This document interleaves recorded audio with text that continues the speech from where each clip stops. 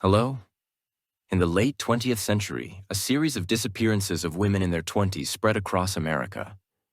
After intensive investigation, it became clear they had fallen prey to a monstrous killer who knew no mercy.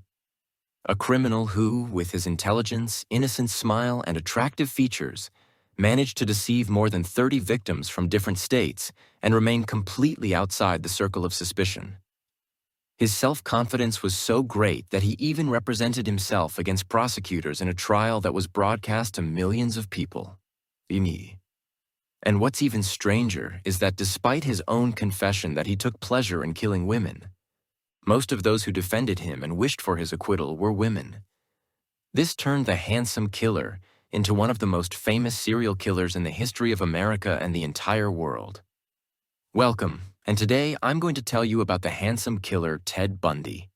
But before we begin, don't forget to subscribe and activate the bell to be notified of our new story every week. Let's start. Our story begins in 1946, the year a father and mother from a conservative family living in Philadelphia discovered that their 22-year-old daughter, Eleanor, was in the early months of pregnancy. The problem was that she wasn't married and wouldn't say who the father was. All she admitted was that he was a soldier in the U.S. Air Force.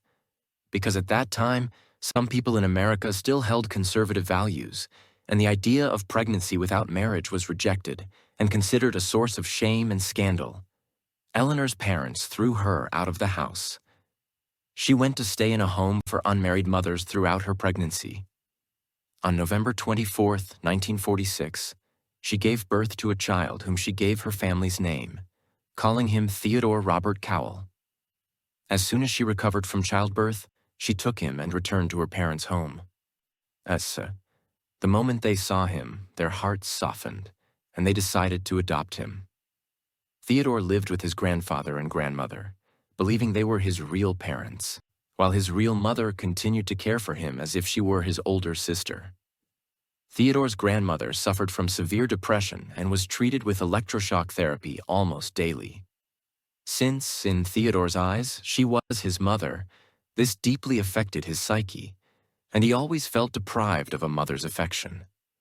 Although his real mother was the one raising him, he didn't know the truth. His grandfather, however, was a completely different character, aggressive and violent in his dealings with his children and even with animals. Despite this harsh demeanor, he was a role model for Theodore, who always aspired to be like his father one day. But because Eleanor knew that this house was not suitable for raising a child, as if she herself were qualified, she decided to take him and go live with her uncle Jack, who lived in Washington. The decision came as a shock to Theodore's psyche, as he felt he was being torn away from his mother and father. But because he was mature for his age, he got used to the new home and began to be drawn to Jack's personality and his success as a music professor at the University of Washington. He became more attracted to the money and the new standard of living he was experiencing. But just as he started to feel he had finally found a home that would compensate for his parents' house, everything was taken away from him once again. In 1951, just 1 year after they had settled in Jack's house, Eleanor decided to marry a man named Johnny Bundy. As soon as he learned about her son's story, he decided to adopt him, give him his family name, and call him Theodore Bundy, or Ted Bundy. Johnny was a kind and affectionate man, and tried to compensate Ted for the loss of his father. But Ted hated his life with Johnny. He saw him as a failure, and poor because he worked as a cook in an army hospital. He saw no reason to leave the wealthy Uncle Jack's house, where they were welcome, to live with his sister's new husband who couldn't provide for their every request. Note that he still considered her his sister, not his mother. Over time, Ted began to show aggressive behavior, and his conduct shifted from a child who loved toys to a child with a strange fascination for knives and sharp tools, and a lust for dissecting and torturing animals. Once, when he was just 6 years old, Johnny's sister was visiting them.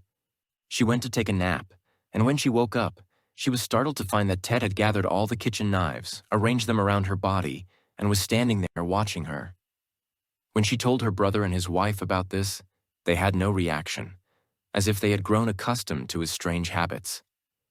The problem worsened significantly when Eleanor had 4 more children, and her attention towards Ted became even less than before. Throughout his school years, Ted was a smart student, but he had no relationships with his peers and didn't like to participate in any activities because of the bullying he endured for not being wealthy and for his stutter. This made him insecure, he lost his self-confidence, and a vengeful spirit grew within him against all children his age. He began to intentionally scare them and set traps for them to hurt them. Once, he dug a pit and placed knives and sharp tools in it. A female classmate fell in and sustained a deep wound along the length of her leg. Unfortunately, it caused the girl a permanent disability. During his teenage years, a time when all the boys and girls there begin to form romantic relationships, Ted didn't have the courage to talk to any girl. Even if girls tried to talk to him because he was handsome, he would content himself with watching them from a distance. What made the matter worse and caused him to lose trust in everyone around him were the hints his cousins would drop that he was a child of sin. This led him to start digging through old papers until he discovered his original birth certificate and was shocked to find that the woman he had lived his whole life with was his mother, not his sister, and that his real father was unknown. This incident severely strained the relationship between Ted and his mother, and he decided to separate from her and live independently. In his late high school years, he was arrested twice on suspicion of car theft. But when he turned 18, the incidents were expunged from his record according to the law in Washington. He began a new life when he entered the University of Puget Sound, but he only spent 1 year there before transferring to the University of Washington in 1966. There, he began to study the Chinese language and for the first time in his life, fell in love with one of his classmates named Diane Edwards. She was a beautiful and wealthy young woman from a prestigious social class and a prominent family, possessing all the qualities Ted could exploit to achieve his dreams. Although he initially approached her with ulterior motives, over time he grew attached to Diane and truly intended to marry her. Exactly 1 year after studying Chinese, he decided to switch to studying psychology. He then began working in low-paying jobs, but he would constantly quit one job and start another until he volunteered for the election campaign of the governor of Washington at the time. From then on, he began to get close to high-ranking officials in the state. Of course, this distracted him from his studies, and he decided to drop out of education altogether in 1968. This decision made Diane feel that she was in a relationship with the wrong person, and she decided to break up with him. Diane's breakup with Ted completely destroyed his psyche. He decided to leave everything behind, even the entire United States, and go to Colorado, and from there, he would return to Philadelphia to his grandparents. There, he once again enrolled at Temple University, but as usual, he only completed 1 semester before dropping out and returning to Washington. In the fall of 1969, Ted met a new woman named Elizabeth Clubfer, a secretary at the University of Washington's medical school and a mother to a 3-year-old girl. Because she resembled his first love, Diane, he decided to marry her. During this period, Ted began to get his life back on track and returned to studying psychology. By 1970, he had become very popular with his professors at the university. Just 1 year later, in 1971, he started working for a suicide crisis hotline, and he was so good at it that the police began to consult him for analyzing the behavior and psychology of criminals. Gradually, he began to attend their interrogation sessions as well. After graduating from the university in 1972 with honors, he applied to the law school at the University of Utah. Because the professors liked him, they recommended that the university accept him. One of these professors even wrote a letter of recommendation stating that he felt it was a shame that Ted was leaving psychology for law and that their loss was a great gain for the legal profession. Indeed, Ted was accepted into the university, but he never graduated. By the time he reached this stage, he had acquired all the skills needed to unleash the demon living inside him. In the summer of 1973, Ted went back to his ex-girlfriend, Diane, and told her about the many changes that had happened in his life and the success he had achieved after they broke up. At the same time, he didn't mention that he had married someone else. Little by little, Diane's hope that her old love had changed was rekindled, and she agreed to get back together with him. In January 1974, without any warning, Diane was shocked when he told her he didn't want to see her again because his current status wouldn't allow him to be with someone like her.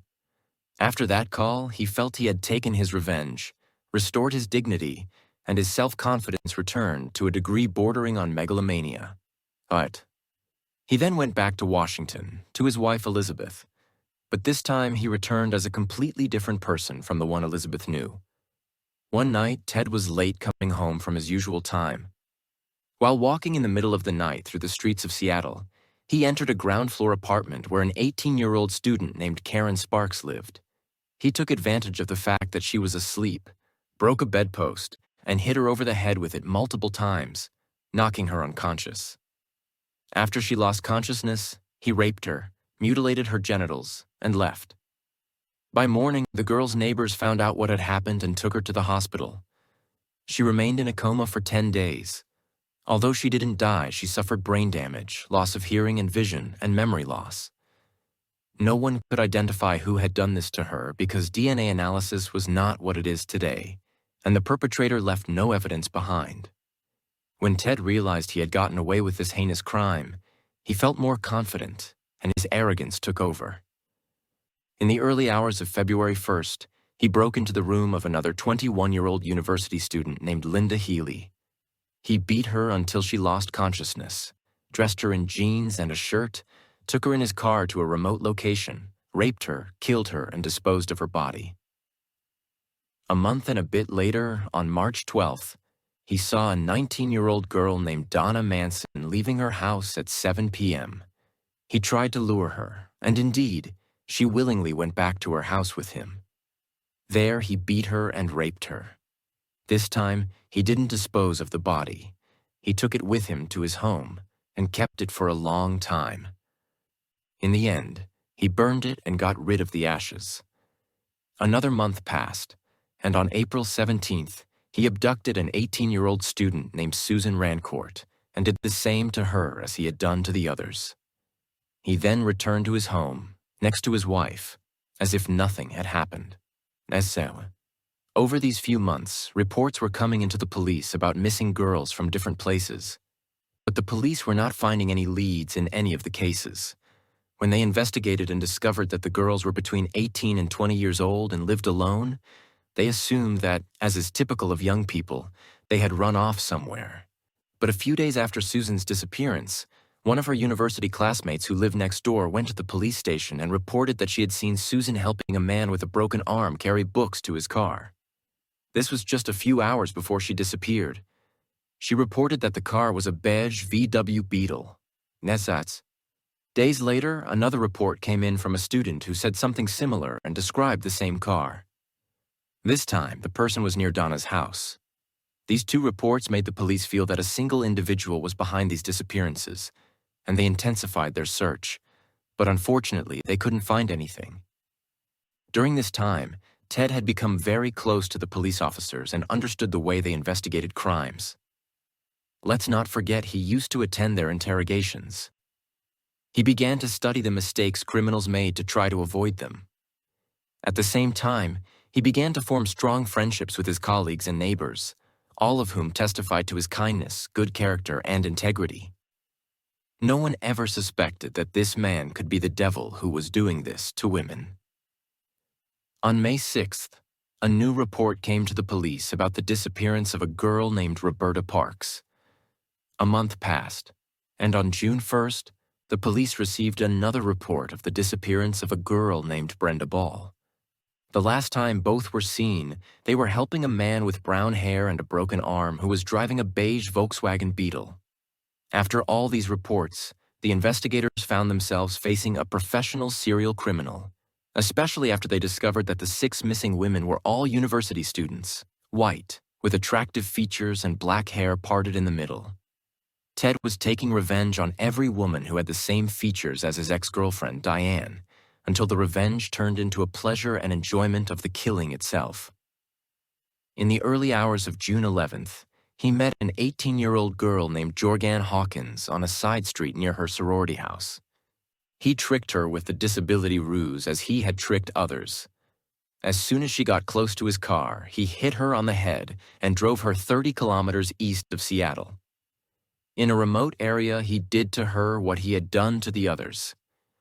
Out of his megalomania, he returned the next morning to the place where he had abducted her while the investigators were at the crime scene. He took an earring and a shoe that had fallen from her as he was abducting her, put them in his car, and later placed them back on her body before continuing with his life. After this incident, the news began to spread in the newspapers and on television, and fear spread among the residents of Washington and Oregon. Although the police refused to disclose the method of abduction, they warned parents not to allow their daughters to go out alone at night, especially in quiet or semi-isolated areas. This statement apparently provoked Ted and put him in a bigger challenge with the police. On July 14th, he took his car and went to Lake Sammamish State Park. In broad daylight and amidst the crowd, he abducted a 23-year-old girl named Janice Ott. He took her to a remote location. Just 4 hours later, he returned to the same place and abducted another 19-year-old girl named Denise Naslund. He took her to the same place as well before killing them and disposing of their bodies.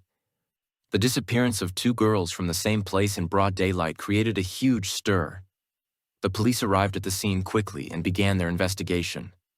And for the first time, they were able to get details about the perpetrator's description. 4 witnesses said that a handsome young man dressed in tennis clothes, with his right arm in a sling, had asked them to help him get a sailboat out of his car. But all 4 refused and left him to go to someone else. 3 other witnesses confirmed that they had seen the 2 abducted victims with a young man of the same description, speaking with a British accent. He told them his name was Ted, and they described his features to the police. This was the first time the police had obtained such a large amount of detail about the criminal, and were able to confirm that he was responsible for all the crimes that had occurred in the past period. Indeed, they created a composite sketch of his features and printed it in all the newspapers, and local television stations began to broadcast his picture to help identify him. When the details began to spread, it came as a shock to most of Ted's acquaintances. The resemblance between him and the sketch was very strong. Some said it couldn't possibly be him, but others suspected him and decided to report it. The first of these people was his wife, Elizabeth. After her, a professor from his psychology college, and a male and female colleague from his work. But because the police were receiving more than 200 calls a day from people reporting suspects, the educated, polite, and well-mannered Ted Bundy was the last person they would think of investigating. Throughout this period, the police were hoping that one of the victims was still alive, or that the criminal would ask for a ransom from their families so they could track him. Until, on September 6th, 2 hunters discovered the remains of skeletons, which turned out to be of the 2 girls who were recently abducted. After combing the area, the police found a femur bone, which turned out to be Jorgan's, who was abducted on June 11th from near her sorority house. Another 6 months passed, and a group of students discovered bone remains and skulls on Taylor Mountain, and the police were able to identify them. With this, the police confirmed that the criminal was not only abducting the victims, but also killing them and leaving their remains in the open with utter brutality. When the news began to spread in the newspapers, Ted felt that Washington was no longer a safe place for him and that he wouldn't be able to continue his crimes amidst all this anxiety. At that point, he decided to go back to studying law, but in a completely different state, far from there. In August 1974, Ted was accepted into the law school at the University of Utah.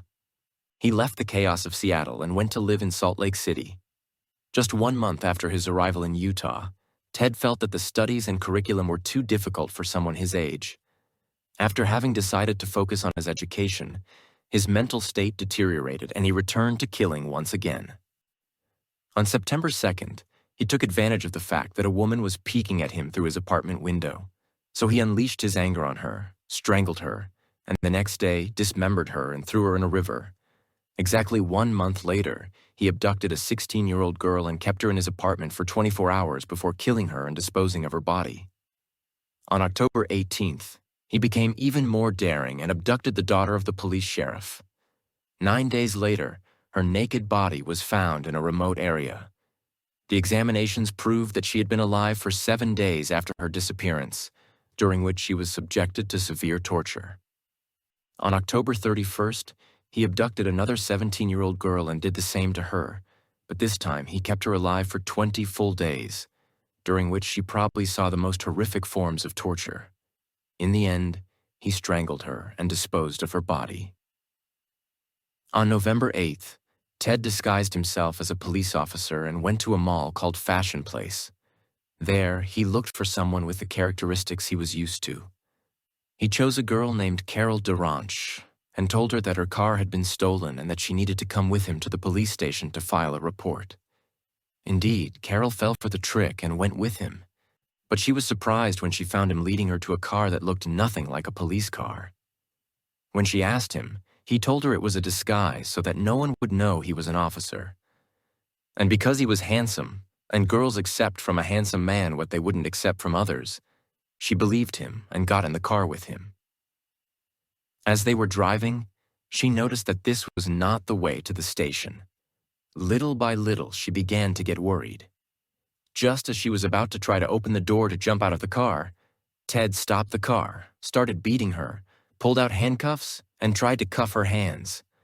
But luckily for her, the handcuffs only closed on one wrist, and with her other hand, she was able to open the door and run, becoming the first and only victim to escape from the hands of Ted Bundy.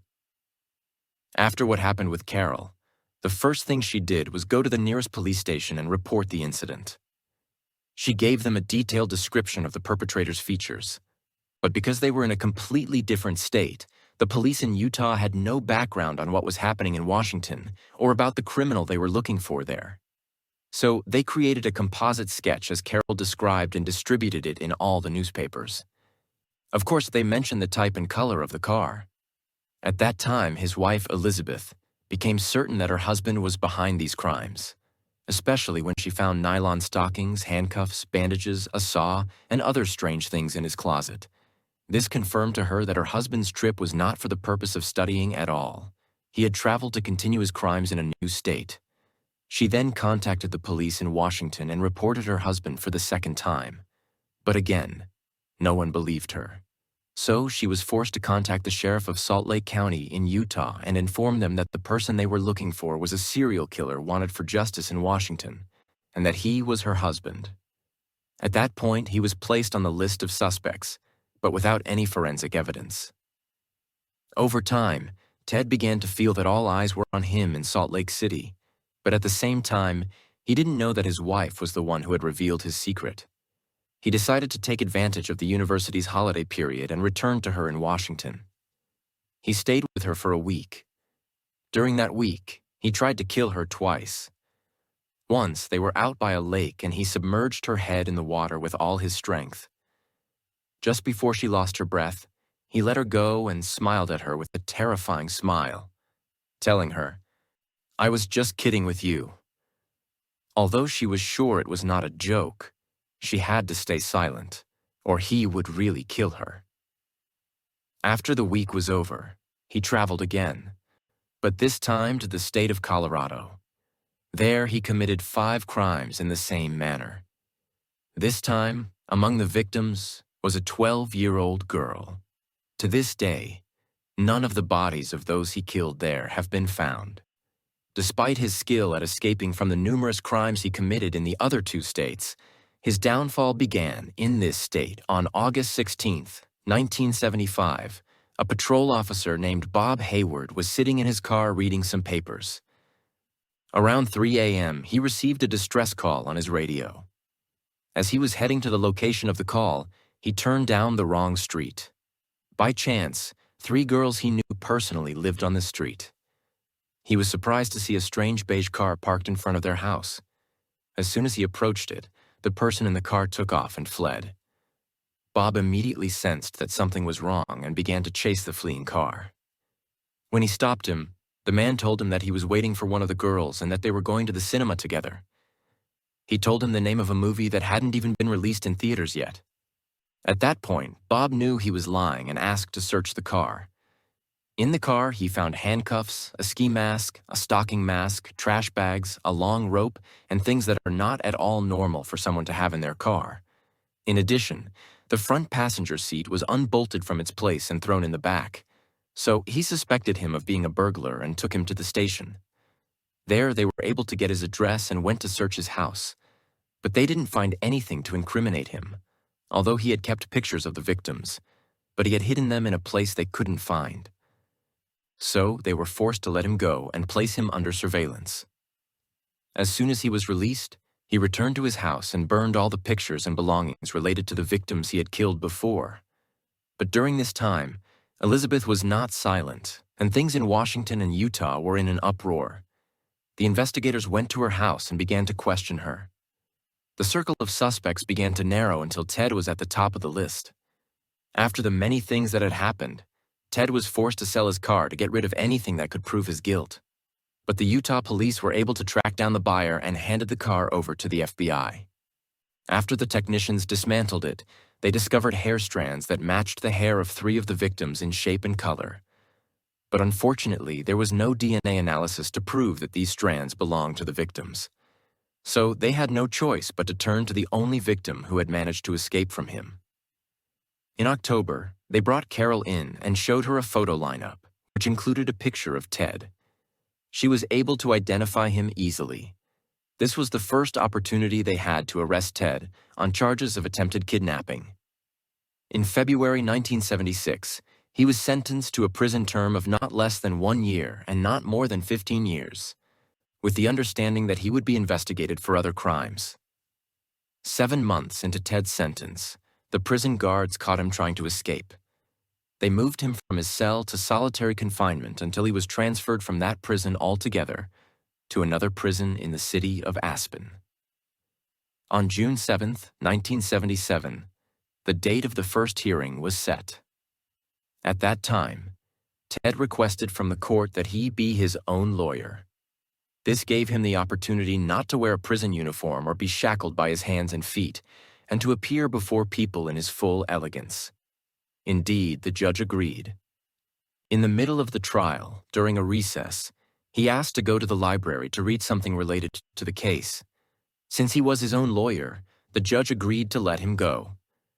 There, he took advantage of the fact that the guard was standing in front of the library door, jumped out of the window on the second floor, and escaped. But because the jump was from a significant height, he severely sprained his right ankle. But he endured it, struggled on, and ran towards Aspen Mountain. There, he broke into a cabin and stayed inside. The next day, he went out to continue his journey to one of the nearby towns, but he got lost in the wilderness for 2 days and was forced to return the same way he came. On his way back, he succeeded in stealing a car, but because he was tired and his leg was injured, he couldn't drive well. A police officer caught him swerving and arrested him again, and he was returned to prison. Although the prison this time had high security, solitary confinement, and his cell alone had 3 locks, each with a key held by a different guard, he did not give up and tried to escape again. While he was in his cell, he noticed a ventilation opening in the ceiling, but it was very narrow and a person couldn't pass through it. So, he began to reduce his food intake for 6 months, during which he lost 16 kilograms. On the night of December 30th, he took advantage of the fact that the guards and most of the inmates were celebrating the holiday. He gathered some books he had stolen from the library, placed some on the bed and some on the desk, and climbed on them until he reached the opening in the ceiling. Indeed, he succeeded in getting inside it and continued crawling until it led him to the guard's room. He went down into it, changed his clothes, put on a guard's uniform, and escaped from the prison with complete calm. The prison guards did not discover Ted's escape until 17 full hours later. By that time, Ted had stolen a car and driven it to the capital, Denver, and from there, he took a plane to Chicago, stayed there for a few hours, and then went to the state of Florida.